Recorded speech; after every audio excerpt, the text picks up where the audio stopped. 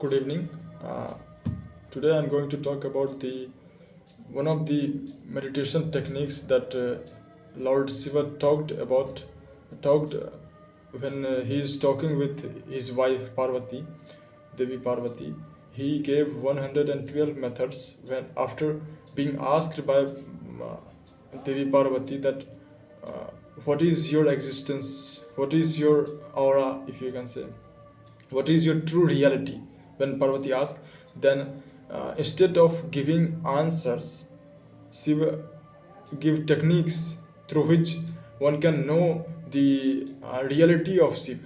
One can know the happiness, the joy, the cosmic bliss that Shiva feels all the time. So she provides a technique, and it is 112 techniques, and this not all techniques should be followed, as those who wrote these techniques, like I am reading the commentary of Osho, and also said that not all the techniques are for everyone. In these 112 techniques, some one or two perhaps is for every other things, and there is a different, like, if I would I would able to fit in any second or any third technique that Shiv had provided uh, for the devotees or for any of the world to experience godliness, to experience the supreme. So one of the techniques was the fifth technique, which I'm going to explain you thoroughly today, because I have just recently read the techniques, which is have a precise and beautifully explained by Osho.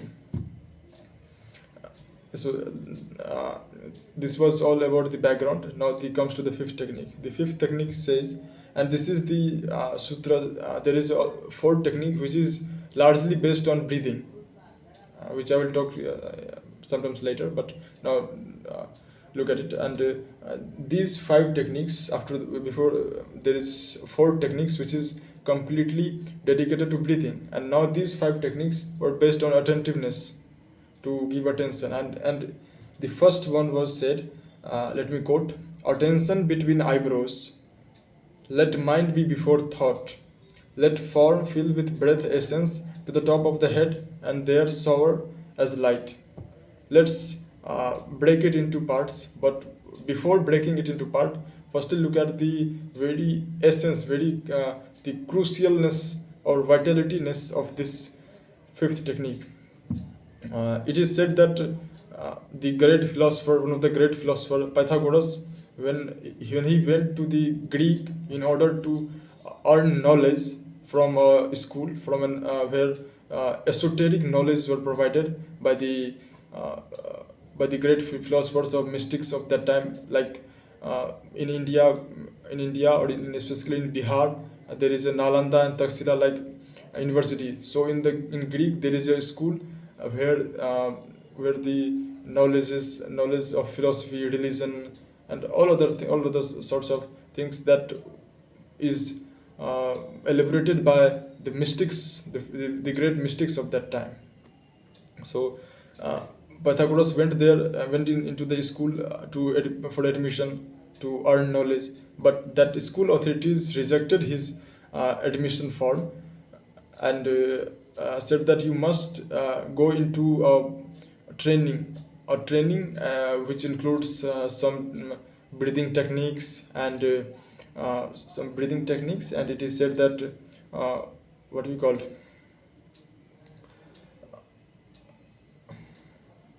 some fasting breathing techniques. But Pythagoras says that I am came here for knowledge, not for any sort of discipline or any type of training. My entire effort is on earning knowledge. But school authorities said that if you want to get admission in this school, you must have to go into these trainings, which includes some sort of discipline and breathing techniques, fasting, etc. So after continuously rejecting by the school, Pythagoras has no any way. So he accepted the proposal of going into training. and after 40 days, when his uh, uh, when his training were completed, it is said that Pythagoras said to the school authorities that you are not admitting a Pythagoras, you are admitting a different man. I am not Pythagoras anymore, I am a different man. After being 40 days in a rigorous training of both mental, physical, breathing, all those things. So, and now the question you may ask, and you should ask, that what are the techniques that Pythagoras was used, or what are the techniques that school authorities provided to Pythagoras in order to get them into their school? What are those techniques? So it is said, and also said in this by explaining this technique, that this fifth technique was the technique that was given to Pythagoras. It was given in Egypt, but the technique is Indian, undoubtedly. Because in if you talk about in like spiritualness or tantra, uh, Indian philosophy, Indian mindset, or Indian capabilities are far more beyond the Westerners. So uh, let's come back to the technique. We said attention between eyebrows. Firstly, just try to understand these three words: attention between eyebrows. There is a comma after that. Attention between eyebrows. It means, firstly, look at the attention on your attention between your eyebrows. This gap. You have to give your 100% attention to this eyebrow. And in a in medical science, it is said that there is a mysterious gland is present here, just there, and which is called pineal gland. And it is said in both in tantra and in medical science that this gland is attention seeker, it is hungry of attention. If you will able to give attention to your entire attention to this pineal gland, or which is in Hinduism is called Shiva Netra, the third eye of Shiva. If you will be able to give your entire attention to this, then you will become a witness, and your body become other. It means that your body is different and you are other.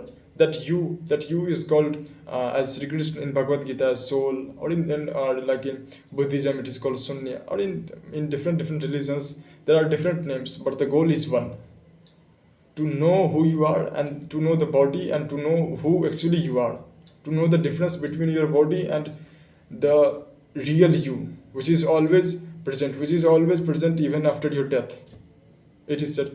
And so it is said that in this after when Osho explained this technique, that you must be aware of the pineal gland that is present between your eyebrows. Firstly, look at it with entire your focus on there.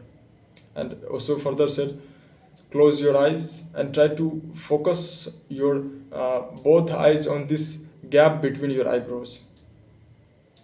And he said, once your attention goes to this gap, this pineal gland, if I would say in medical science language, this if your attention goes to it once, then it will be centered on the pineal gland. It will remain there, and you will go in deep with there. And further he said, then you can realize that if you after that, if you become angry, then you can clearly see that there is an anger encircling me, but I am different. Just for example, an ordinary man, if becomes angry, he's completely angry, his entire body like heat ups, his eyes were grown up, and his teeth were just what I say, his teeth were moving up and down, and he's about to give some abusive languages. And if he is able to do, then he can do any physical harm to the person on his being fuming. So when a person becomes angry, his entire body becomes angry. And or if it's say, when a person becomes sexual, or there is a sexual thoughts came into a person's mind, his entire body becomes sexual, and he got what I call it, वो खींचा चला जाता है.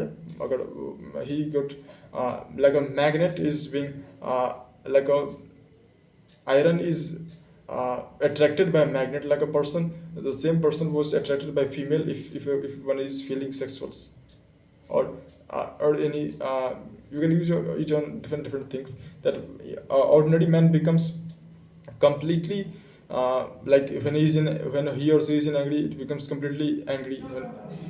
When he or she becomes sexual, he or she becomes completely sexual. So Shiv says, and also explained it, that when you become completely aware, when your attention completely goes to this pineal gland, you will able to distinguish the difference between you and your body. The difference between if you become angry, then you can easily see and you can clearly see that your anger is different and you are different, and you are not anger at all. And further he said, let me just wait up for a minute. And I just saw that further said that attention between the eyebrows, as I explained, and then let the mind be on the thoughts. Your work is to put your attention on the gap between the eyebrows and let your mind before thoughts.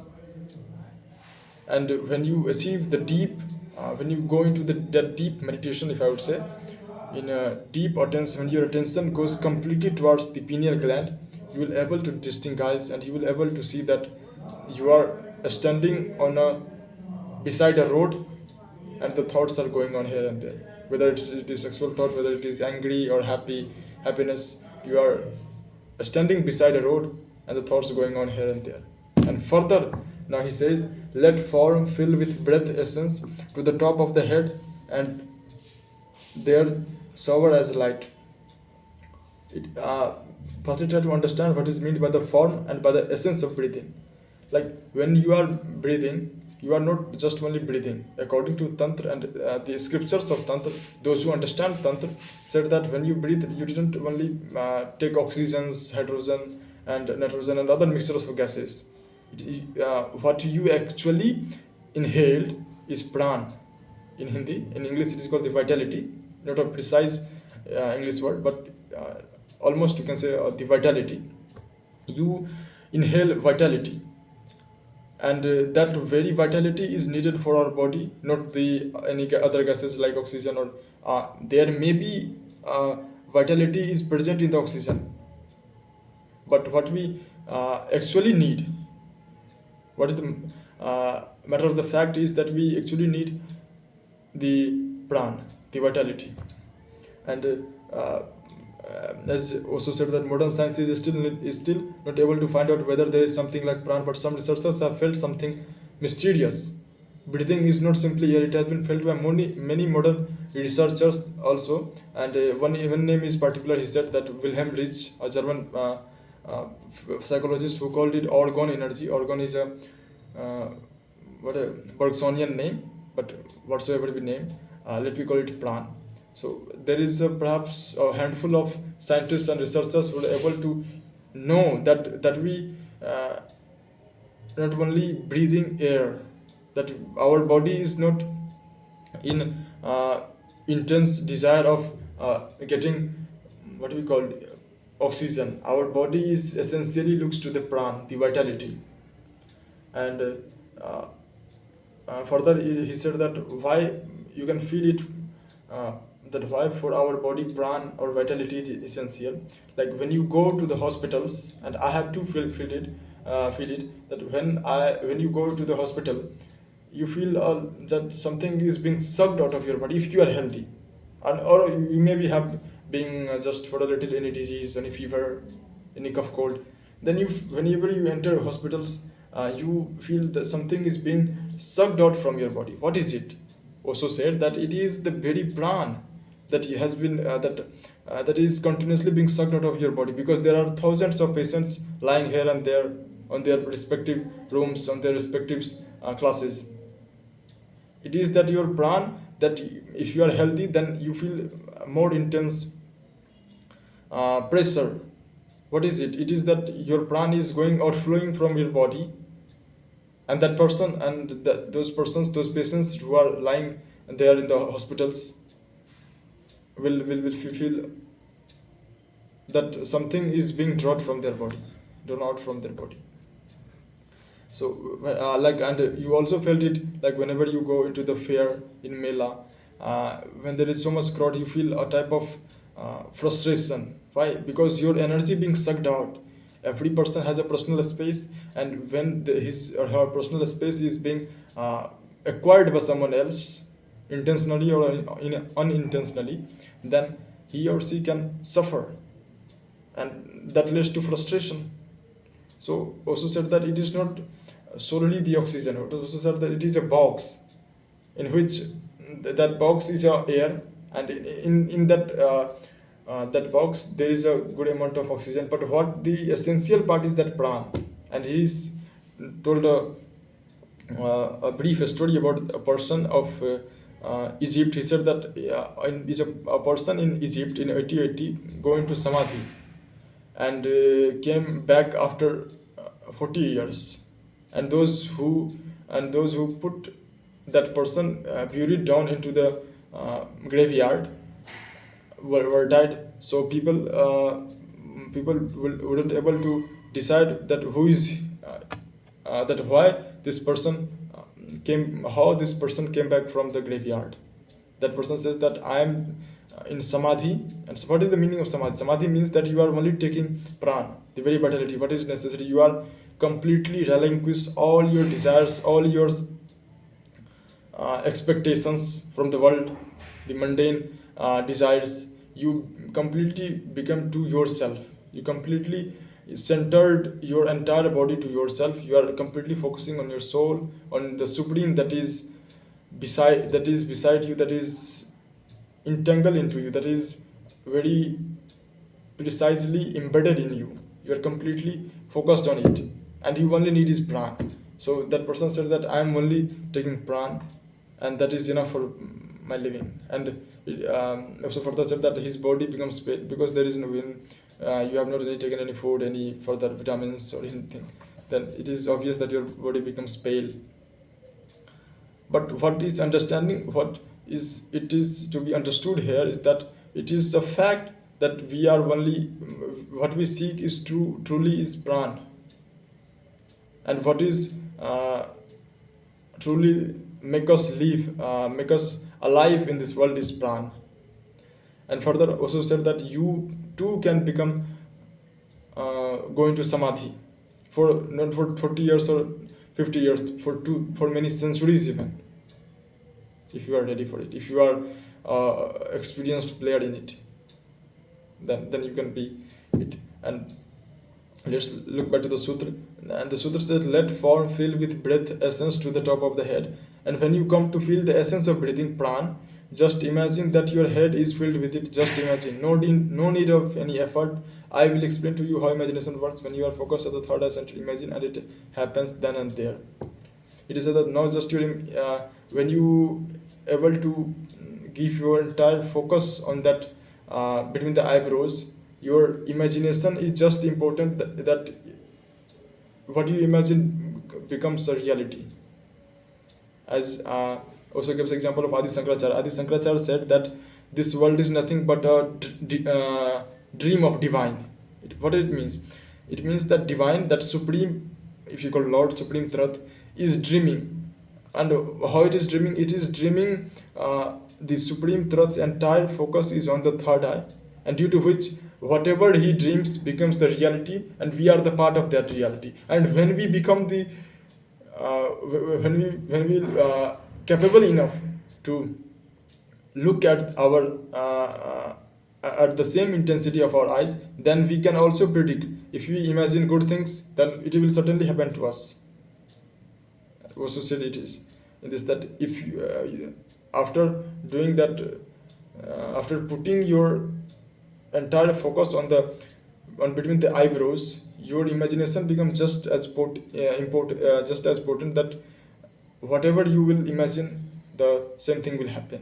And we can see in our daily lives that we call it like if you are thinking about someone, and the same person will enter the room, or same person enter in our home, then we call it a coincidence. It is not a coincidence, perhaps, or it is certainly not a coincidence, because in that moment you go at some extent you go into the deep deep, what do you call it, deep meditation perhaps. You go in such a deep way that your body makes it real, and that person will come into your life, or that thing, or that anything stuff come into your life. So that's the thing. That's the matter what also wants to explain here it. Now, and further also said, now there is a second line, let form fill with breath essence to the top of the head, and there shower as a light. And when your attention entirely embedded to the pineal gland, you will be able to fill with breath essence to the top of the head. Your the essence of the breath, which is pran, will be on your head, and there is a reborn of you. There is a new person will recreating. You will not the person before you are doing that practice. You will be a different person. That is what in this technique it is made. It is more than 20 minutes. It is actually 21 minutes. So I hope that you have watched it. If you will watch it carefully, then perhaps it will help you. And if you didn't understand it, and if you really curious about that, how that I really want to know the techniques, then you can order the book of secrets by Osho. Actually, it is a series of talks that also given on the Vigyan Bhairav Tantra, and on on the all talks, this thick book is made. It is nearly of 1,000 pages, and it is I become joyous whenever I read it, and the way also explains it. It is outstanding. It, also explains the every points, every words. He explains that why it is word is used and all those things. If you didn't understand now, you may, because I am too struggling in speaking English, and why I said it English, there is a reason that I want to improve my English speaking, because I need it in my future. And everyone, because English is the future in our country, if I would say. It is a fact that English is the future. So I'm trying to speak as fluently as English, and forgive me if I wouldn't be able to explain you further. You can. It is quite perhaps 1500 rupees of this book came from Amazon or Flipkart. You can buy it, and it is of worth validity. You may read it. Thank you very much for if you have watched it till yet. Thank you very much.